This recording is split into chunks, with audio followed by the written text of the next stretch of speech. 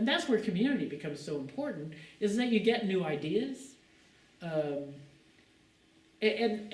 let me share this poem, because I did give up my car. In a fit of generosity, I gave up my car. I was ridiculous.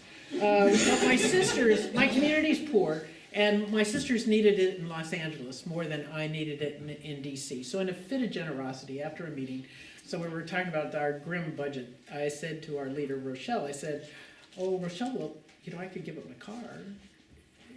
Because Ruth, who does home health nursing, didn't have a car, and so, well, you need that in Los Angeles. So, but I had the joy of giving up my car in November. No, was it November? November or December, I forget. And nobody could figure out a way to get it to LA in a way that we could afford, Los Angeles from DC, in July. So I had the benefit of being generous without having to actually take it up. And, but I had figured out how I could get around on a bike. The places I needed to go. Places I needed to go were the Arboretum, glorious place in DC, Roosevelt Island, another glorious place, I need green, and Trader Joe's.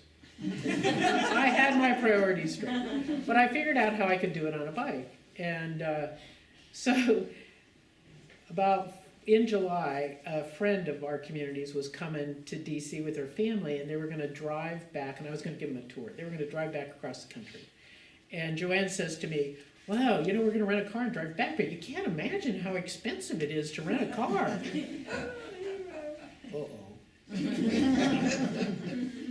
So I called my community. I said, well, here's an opportunity. What do you think?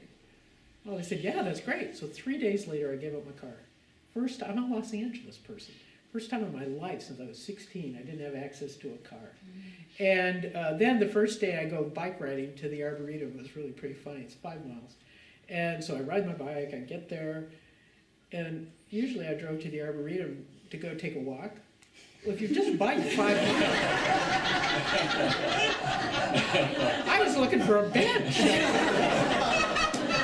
And then a couple weeks later, I'm biking to Roosevelt Island, only to discover there's this whole lake in the Capitol Mall, in the mall part, near the Washington Monument. There's this whole lake and monuments and stuff. I had no idea. And then I'm biking along the river. I found nooks of beauty that I had no idea existed. And I realized that in order to let go, I had to figure out how to hold on to what mattered. And so this is a poem that came from this, Change and Surrender. And I think this has a lot to do with why it's hard to change. So anyway, it goes like this. I had made plans for when change happened.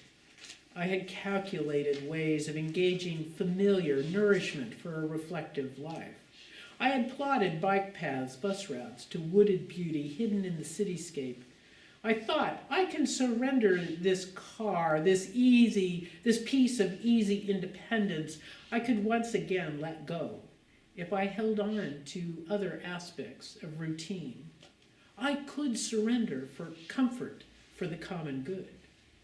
All too quickly, almost like death, the moment came of parting, mourning, and implementation of holding on, only to discover all is changed. There are new nooks of beauty, wilderness and green expanse, new vistas I had not known. Plans and plotting allow for letting go, but open up beyond the tears, beyond control, beyond the death, to life, beauty revealed beyond the loss.